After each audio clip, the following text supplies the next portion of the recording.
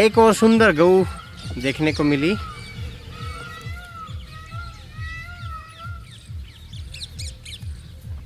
प्रभु जी कौन सी बार ब्याई है ये? चौथी पांचवी बार ब्याई है। अच्छा, ये पीछे थड़ हो गई, पीछे दो, पीछे से क्वालिटी अच्छी है। अभी ब्याई गई बस ब्याज पे खड़ी। अच्छा, दूध ठीक है इसके नीचे? दूध इसके भी तो नहीं है सर, 12-13 है। हाँ जी, ये 2-3 ही है टॉप की, तो वो माँ बेटी दोनों, और एक ये और 2 एक और हैं, वो भी, वो लाल वाली भी इतना ही देती है। एक तो रोक रखी है, आज शायद ब्यागी होगी, अंदर है वो भी हल्की, वो है प्योर लाल, सफ़ेद नहीं है, अंदर रोक रखी है। तो ये माजरी आश्रम का नज़ारा मैं एक बार फिर से आपको दिखा देता हूँ। जाने का समय हो गया है लेकिन मन नहीं भरा है, एक बार फिर से मैं इनकी परिक्रमा कर लेता हूँ। और ये झुंड खड़ा है यहाँ पर, परिक्रमा करके आपको ये सुंदर दृश्य एक बार फिर से दिखा देता हूँ चारों तरफ से। समय जाने का हो गया है लेकिन वही कहते हैं कि मन नहीं भरा, अभी यहाँ से जाने का मन नहीं करता है। ये सुंदर मनोरम दृश्य है, आत्मा को प्रसन्न करने वाला दृश्य है।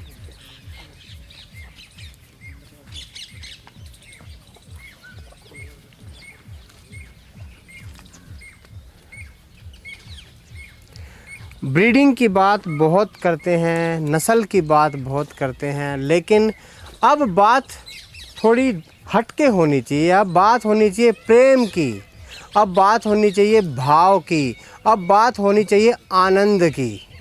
आनंद, उससे ऊपर कुछ नहीं है। सारा धन दौलत सब कुछ यहीं रह जाता है अगर आपने जीवन में आनंद नहीं लिया तो। और अगर गऊ की संगत में अगर आनंद महसूस होने लग जाए तो उससे ऊपर कोई बात ही नहीं है। बहुत सुंदर सुंदर गऊ देखने को मिल रही हैं, चारों तरफ मैं गऊओं से घिरा हुआ हूँ। एक से एक सुंदर श्वेत रंग की गाय। हम काफ़ी देर चल चुके हैं और अब ये गायों के ट्रैक पे से ही जाते जा रहे हैं।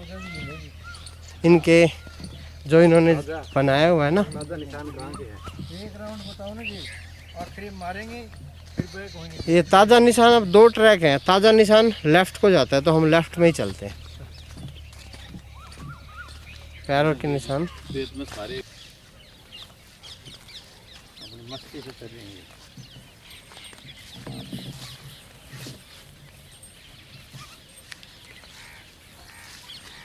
अगर किसी को दूध का व्यापार करना है तो आप शहरों के नज़दीक गौशाला बनाएं, लेकिन आपको अगर ब्रीडिंग फार्म करना है, नस्ल का सुधार करना है और संवर्धन पर कार्य करना है तो मेरा पर्सनल सजेशन आपको ये है कि आप किसी गोचर के पास जाएं। जहाँ पे गोचर हो वहाँ पे अपना फार्म सेट करें, वहाँ पे संवर्धन का कार्य बहुत उत्तम होगा, बहुत अच्छा होगा। क्योंकि ये गोचर है, आप देखिए स्वतंत्र कैसे विचरण कर रही हैं, कैसे अपना घास खा रही हैं, यहाँ पर खुला डोलती हैं, विचरती हैं। और अभी प्रभु जी ने बताया कि यहाँ पे गऊ बीमार नहीं पड़ती हैं, डॉक्टर की व्यवस्थाएं इनको नहीं करनी पड़ती। 70-80 गऊवंश होने के बाद टोटल गऊवंश कितना है प्रभु जी? 70?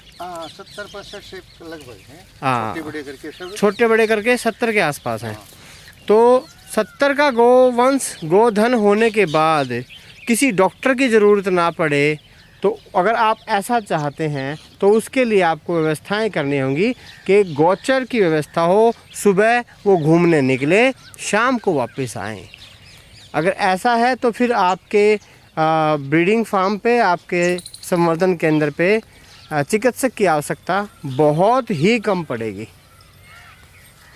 हाँ जी प्रभु जी, बुलाना पड़ता तो नहीं होगा ना डॉक्टर? कभी नहीं, ना कभी नहीं पड़ता, कभी बहुत कम है। यहाँ अपने यहाँ है देसी, अच्छा, वो देसी इलाज कर देते हैं। हाँ, देसी ऐसे इलाज भगत हैं हाँ, जो नॉर्मल हो भी जाती है, कोई जैसे ब्याती है, हाँ, जो कोई हो जाए हाँ उग चूक हो तो जाए हो जाए मानो हाँ। कोई चारे में या कोई बयाने में, हाँ। तो यही बहुत हिसाब है। देसी इलाज कर देते हैं। देसी ही में काम चलता है।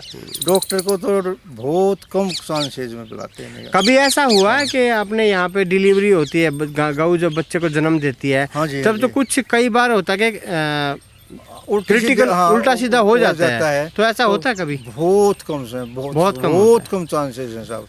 तो इसके और- पीछे रीज़न जो है वो ये है कि गऊ घूमती। प्रतिदिन विचरण करती हैं, घूमती हैं। तो जिन घरों में या जिन गौशालाओं में गऊ एक खूंटे से बंधी रहती हैं, तो वहाँ पर अक्सर ये देखने को मिलेगा कि गऊ जब बच्चे को जन्म देती है तो क्रिटिकल सिचुएशन आ जाती है। अभी फरीदाबाद में एक मेरे मित्र हैं मुकेश अरोड़ा, उनकी वो बड़े प्यार से एक गऊ रखते थे, और हुआ ये कि उनकी गऊ ने जब बच्चे को जन्म दिया तो वो बच्चा पेट में मर गया, और उसको जब डॉक्टर उसने बुलाए उसको समझ नहीं आया, तो उसने डॉक्टर को बुलाया। डॉक्टरों ने वो कैसे निकाला उसको खींच के, तो उसके अंदर हाथ डाला या फिर कुछ, कई बार तो ऐसा भी हुआ उन्होंने रॉड डाल के अंदर से खींचना पड़ा बच्चे को।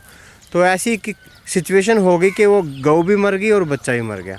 वो भाई रो रहा था कि मेरी गऊ के साथ ऐसा हो गया। बहुत प्यार करता था अपनी गऊ से, बहुत दुलार करता था, लेकिन क्या करें। अब देखिए कितना जंगल है। मैं गऊ मैं आपको बाद में दिखाऊंगा। मैं आपको एक बार ये साधना सथली भी दिखा देता हूँ। आश्रम में ऐसी 7 कुटियाँ बनाई हुई हैं, 7 कुटियाँ बनाई हुई हैं। साधक यहाँ पर आते हैं, किसी को मौन रहना है या फिर अपना कोई साधना करनी है, जप करना है, तप करना है, तो वो यहाँ पर आके अपना कर सकते हैं। देखो बनावट, ये देखिए ऐसे रहता है। ऊपर की बनावट, चप्पल बाहर निकाल देता हूँ। ये देखिए ऊपर एक पंखा है और बूंगा बनाया हुआ है, और वेंटिलेशन के लिए 3 खिड़कियां हैं, 3 खिड़कियां हैं और एक दरवाज़ा है। ये ऐसे, और पूरी दीवारें जो हैं वो मिट्टी की हैं। अभी ऐसा लगता है कि यहाँ पे अभी कोई साधक आया नहीं है काफ़ी टाइम से, तो लेकिन व्यवस्थाएं बहुत उत्तम है। मटका है पानी के लिए भर के आप यहाँ रखें, लाइट की व्यवस्था है। बाकी दूसरी कुछ कुटियाँ हैं, उन कुटियाओं में तो साधक रुके हुए हैं। एक डॉक्टर साहब आए हुए हैं, रिटायर्ड डॉक्टर हैं, वो अपने अनुष्ठान के लिए यहाँ पर आए हुए हैं। वो अभी मौन व्रत पे हैं, वरना उनके भी मैं अनुभव साझा करवाता आपसे। अभी डॉक्टर साहब मौन व्रत पे हैं, रिटायरमेंट के बाद वो यहाँ पे आए हुए हैं अनुष्ठान के लिए। तो अब मैं थोड़ा गऊ की तरफ चलता हूँ। आनंद आ गया मुझे, शायद आपको भी आनंद आ रहा होगा देख के।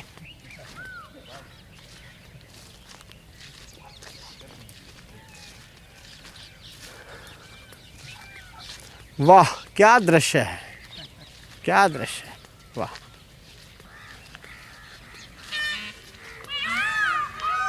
ये श्वेत श्वेत रंग की सुंदरियां,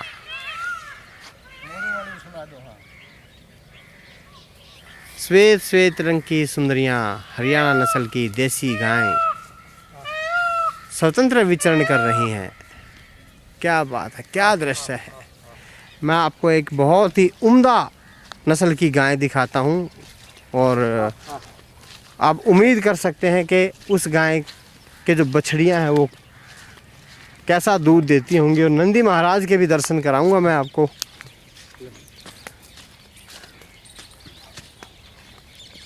वाह क्या कद काठी है, देखिए आप, एकदम घोड़े की तरह। क्या बात है, क्या रौब है, शरीर से हष्ट-पुष्ट।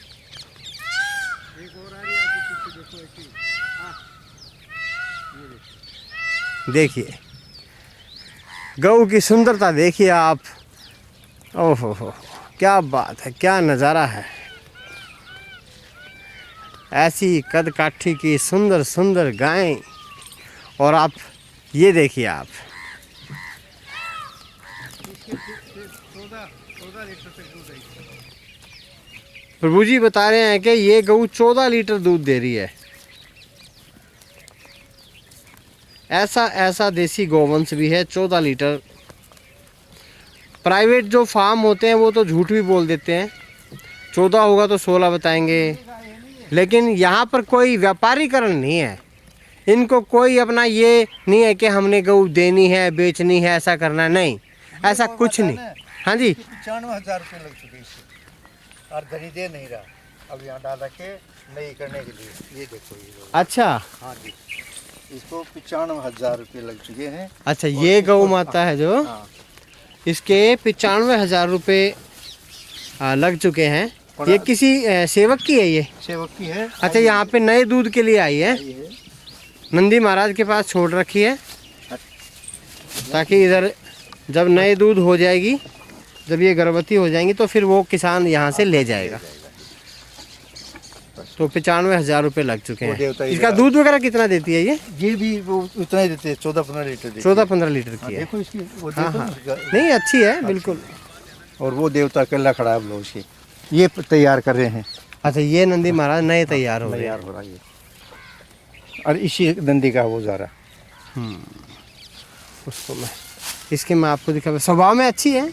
ये देखो ना। हाँ हाँ, बस तो आप ब्रीड कैरेक्टर देख सकते हैं, छोटा गलकंबल, अच्छा हम्प, और जो माथे के बीच में एक जो पोल होना चाहिए, पोल भी आप देख सकते हैं। कद काठी बहुत शानदार ऊंची हाइट की गऊ है, देखिए आप। और जो अभी शायद ड्राई लग रही है ना। हाँ, अभी ब्याही नहीं है ना। हाँ, अब ये नहीं होगी ना तब बढ़ेगी। क्या बात है, क्या चाल है, हथनी की तरह एकदम मस्त चाल है। अभी 2 गायें सुपर क्वालिटी की गायें हमने इधर देखी। ये फर्स्ट लैक्टेशन की बछड़ी है, आप देखिए, आगे दिखाएंगे। बड़ी बहुत सुंदर है, मेन गाय है वो। Main guy. हाँ, आगे देख। चलो प्रभु जी वही दिखाओ, पहले नंदी महाराज की तरफ हम बाद में चलेंगे, पहले वो मेन गऊ देख के आते हैं। सुंदरता एक से एक सुंदर, बहुत प्यारी।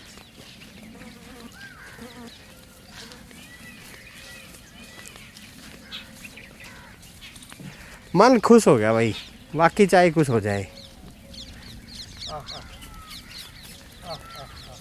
कृष्णा, हरे कृष्णा।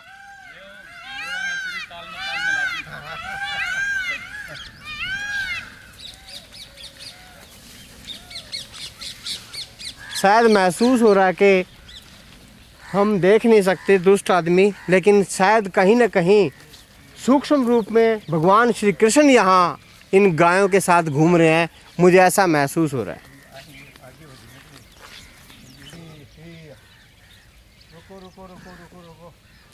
ऐसे नंदी के हम्प होते हैं ऐसे, नंदी जैसा हम्प है। ऐसी गाय से कोई बेटियां पैदा होगी ना, तो वो भी अपनी माँ की, अपने पिता की तर्ज पर अच्छा कुकुंद और अच्छा शरीर लान पान की बनेंगी।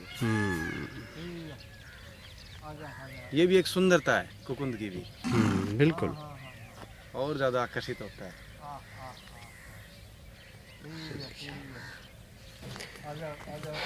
मैं ये कहना चाहूँगा कि जितने भी हमारे इधर आसपास गांव हैं और जिन गांवों के पास गोचर ज़मीन लगती है, गोचर भूमि लगती है उन गांवों के पास, तो आप ब्रीडिंग पे काम करें और अपनी गऊ को घुमाएं फिराएं और ब्रीडिंग पे काम करें, संवर्धन पे कार्य करें। आप जितना दूध पिलाओगे सारा दूध वसूल हो जाएगा, आप चिंता ना करें। और आने वाला टाइम तो ऐसा है कि आपको मुंह मांगी कीमत दे के जाएंगे।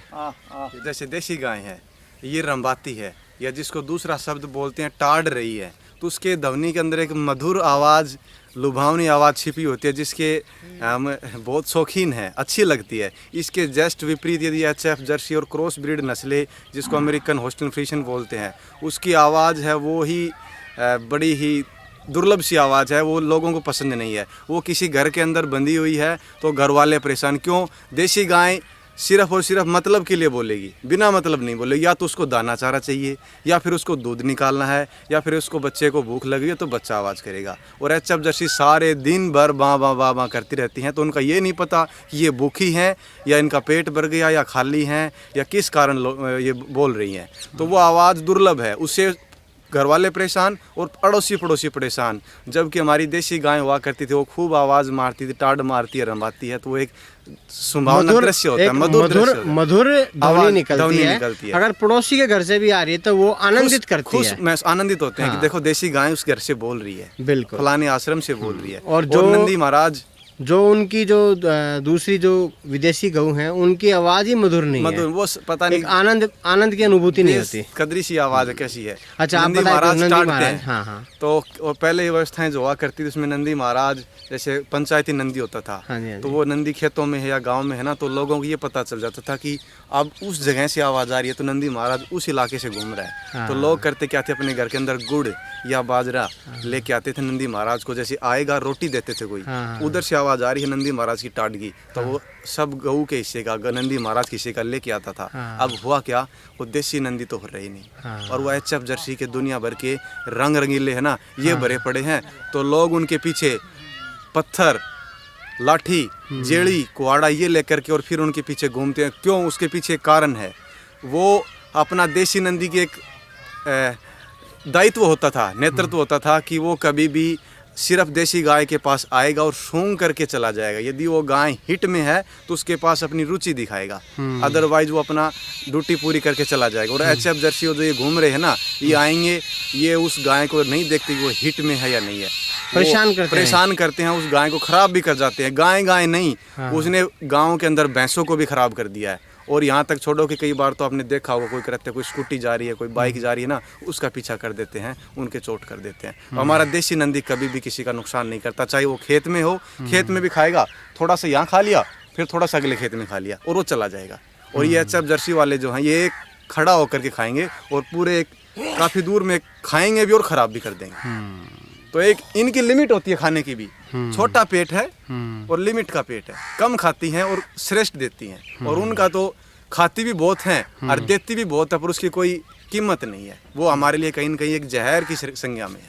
बहुत सुंदर, बहुत सुंदर। ये उन्होंने भी चलते चलते ही किया है काम, और यहीं से प्रेरणा मिली है। और इन्होंने भी यहाँ से प्रेरणा लेकर ही कार्य शुरू किया है। मैं आपको इनका काम भी दिखाऊंगा, वो नेक्स्ट वीडियो में दिखाऊंगा। अभी माजरी आश्रम की गाय मैं आपको दिखा देता हूँ। संजय भाई हमारा मार्गदर्शन कर रहे हैं। अभी आज महाराज जी थोड़ा बिजी थे, प्रभु जी हैं और संजय भाई आगे निकली वो देखना मुझे।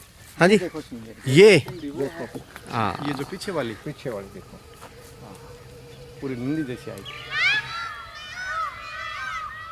अब ये वहीं जाएंगे उस पिक पर, वो बड़ा जो महाराज जी जो पीछे है ना, वो पीछे वो बड़ा चली गई।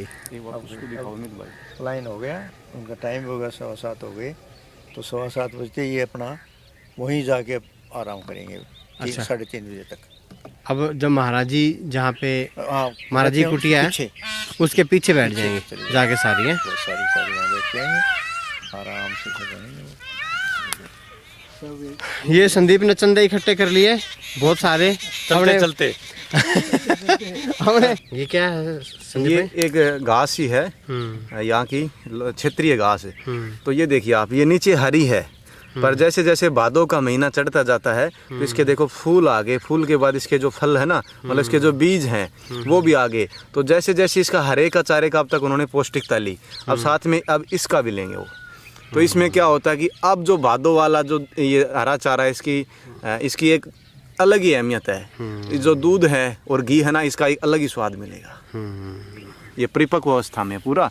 तो ये भांति प्रकार की जो औषधि जड़ी बूटी है ना, ये खाती हैं तो अपने आप ही स्वस्थ रहती है, तंदुरुस्त रहते हैं। किसी प्रकार की कोई दवा की, कोई चिकित्सा की जरूरत नहीं पड़ती, सभी तरह से अष्ट पुष्ट तंदुरुस्त है। और फिर दूसरा, प्रभु जी ने बताया कि यहाँ पे बालू मिट्टी का गद्दा, वो तो एक अपने आप ही सभी को अष्ट पुष्ट तंदुरुस्त रखता है।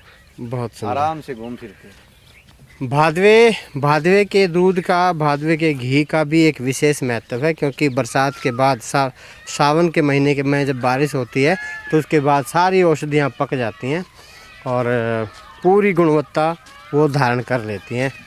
भादवे का घी तो जी अमृत है। हाँ गाय ने यहाँ पे गोबर किया, हाँ जी, देखिए गाय ने यहाँ पे गोबर किया, नीचे बालू मिट्टी है, यहाँ पे कोई स्प्रे का या फिर किसी प्रकार का यूरिया डीएपी का कोई है नहीं स्प्रे छिड़काव। ये गोबर गया मिट्टी में, या तो बारिश के माध्यम से या गायों के खुरों से दब गया, और जब बारिश आएगी तो नीचे से जो पहले से बीज पड़े हुए हैं घास के भिन्न भी, वो घास उग के आएगी और फिर वो पूरा अपना बारिश में पूरा अपना जी जान लगा देगी और वो पूरा हरा भरा होगी, और फिर वापस गायों के लिए आ जाएगा, और फिर वो गायें खाएंगी, लुबानित होंगी, फिर गोबर कर देंगी, तो ये चक्कर चलता रहता है। हष्ट पुष्ट इसका कारण ये है। ये फिर पूरा गायों को- बीज, ये बीज जो है, ये बीज ऐसे इधर फैल गया है, अगले साल फिर यही बीज उभर के आ जाएगा। जैसे अपना गोखरू होता है, हाँ जी। गोखरू का ही छोटा भाई है, छोटा रूप है ये। हम्म। ये देखो, ये इसका फल है, फल में वही क्वालिटी है जो ठीक गोखरू है, में। बिल्कुल वही है। इसका भी एक ये खाने में गाढ़ा चारा होता है, जैसे अपना घी गरिष्ठ भोजन आ गया और दूध थोड़ा सा कम है ना, तो ये बहुत गरिष्ठ है। और दूसरा, ऐसे खाने से जो अपनी किडनी है, लीवर है, कहीं ना कहीं बहुत ज़्यादा तंदुरुस्त होते हैं। गोखरू खाने से किडनी के अंदर बहुत अच्छा आपको सुधार देखने को मिलता है। ठीक है, अभी एक सांटी आएगी कभी पुनर्नवा, वो जो पुनः अंगों को दोबारा से नया कर देती है। वो बोलते हैं कि सांटी तो खरपतवार का पौधा, इसको पाड़ पाड़ के फेंक देते हैं, पर जो उसको महत्व उसको जानते हैं वो उसको सुखा करके अपनी औषधि के रूप में उसको लेते हैं। तो बोलते थे बिल्ली का लड्डू, और इसका वैसे शाब्दिक अर्थ, सही अर्थ शब्द का नाम है, पौधे का नाम है स्टाइलोगास। ये भी एक बहुत ही ज़्यादा पोषक चारा है, और ये इतना बढ़ता है, एक दिन के अंदर तकरीबन 1, 1.5, 2 फीट बढ़ जाता है। एक दिन में? एक दिन के अंदर 1, 1.5, 2 ये लताएं बेल चलती हैं इसकी। अच्छा। ये पता नहीं 20, 30, 50 फीट तक चली जाती हैं। जैसे ये यहाँ पे लगा, हाँ। अब ये पूरे इसके आसपास सारे कवर कर लेगा। 1, 1.5 फीट प्रतिदिन का बढ़ता खुश होके खाती है है, खुश गौ? होके खाती है। बहुत सुंदर। बहुत ही पोषक चारा है, बहुत ज़्यादा। तो गोचर की विशेषता है ये, यहाँ पे अनेकों तरह की औषधियाँ स्वतः अपने आप ही प्रकृति अपने आप उगाती है, और गौ उनको जब खाती है तो उसका आप सोच सकते हैं कि व्यक्ति कैसे बीमार हो सकता है। जो उस दूध घी का सेवन करेगा वो व्यक्ति कैसे बीमार हो सकता है, आप सोच सकते हैं। तो गोचर का अपना एक विशेष महत्व है। जिस जिस गांव के पास गोचर ज़मीन है वहाँ पे देसी गौवें रखो आप, और ब्रीडिंग पर, संवर्धन पर कार्य करें आप। खूब आपको जो है आनंद भी आएगा, और आपके जो जिस इच्छा से, जिस भाव से आप कार्य करेंगे, अगर धन के लिए कार्य करो, धन की पूर्ति भी होगी, निसंदेह पूर्ति होगी।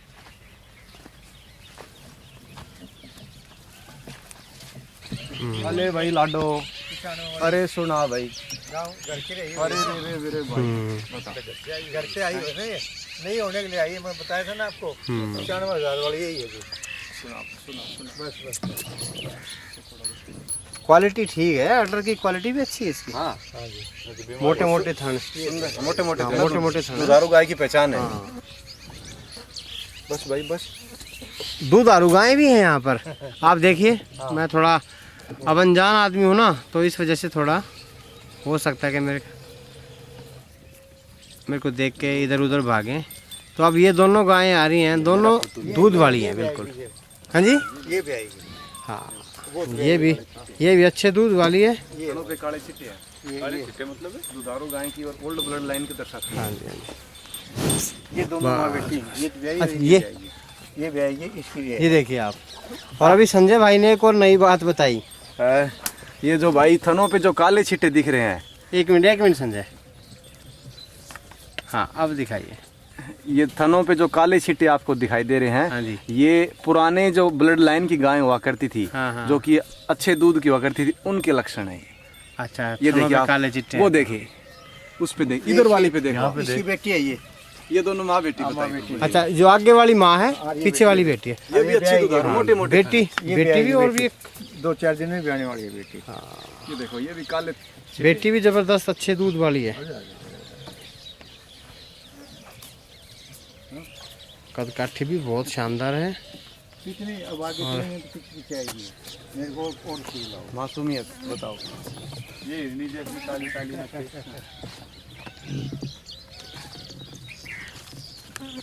देखिए, दूधारू गाय हैं। देखने के बाद लगता है कि कम से कम 14-15 लीटर से कम नहीं है ये।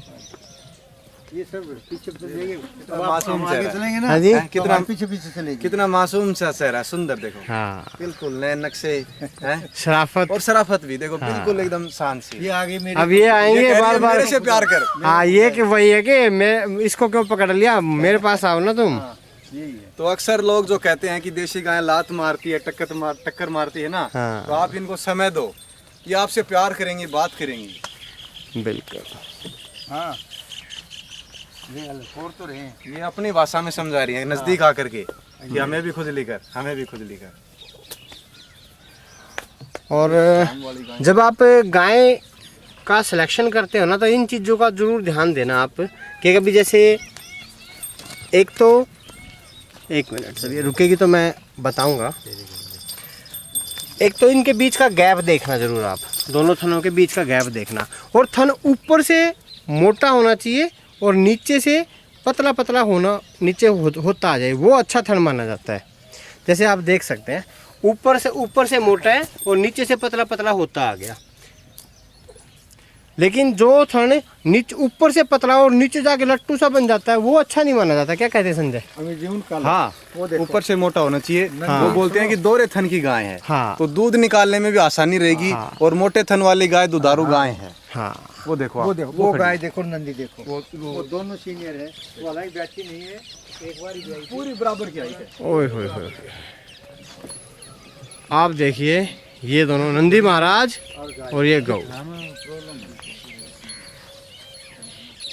ये देखिए कद काठी से जो ये गौ है, नंदी महाराज के इक्वल लग रही है।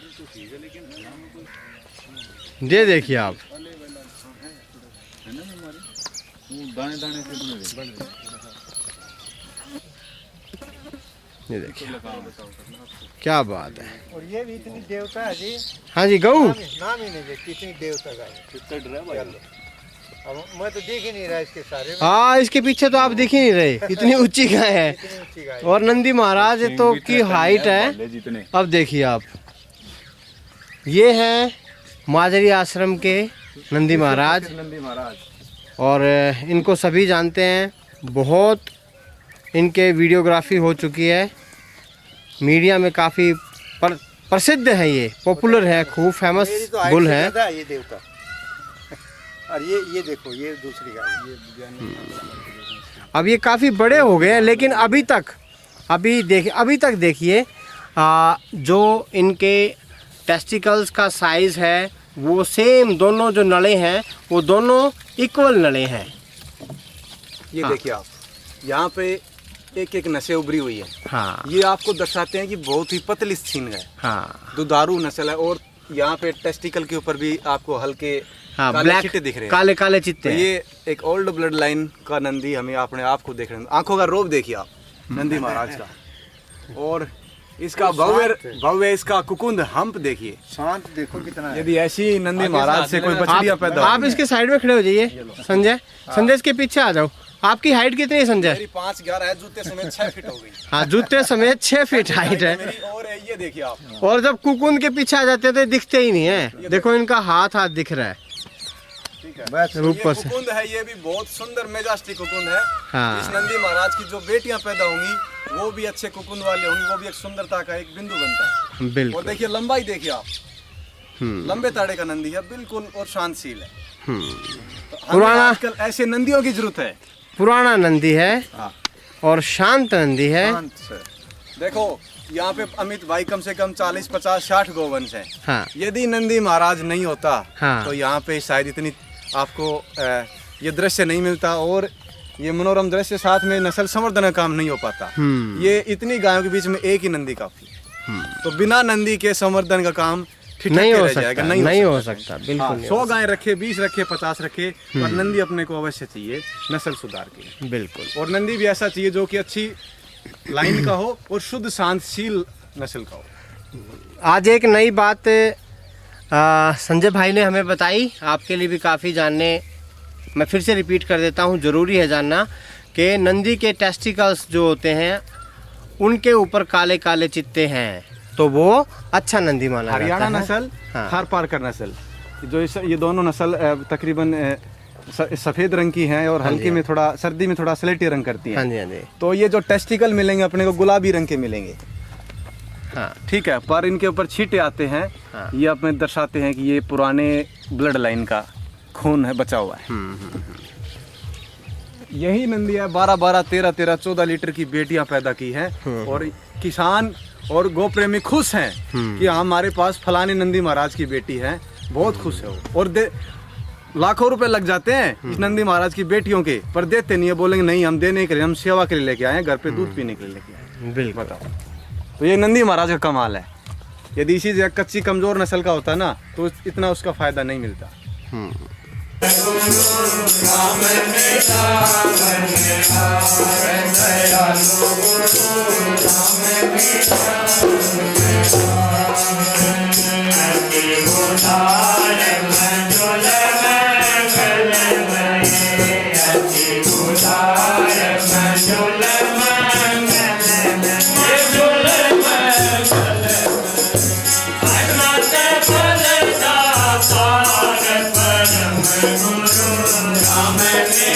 Amen.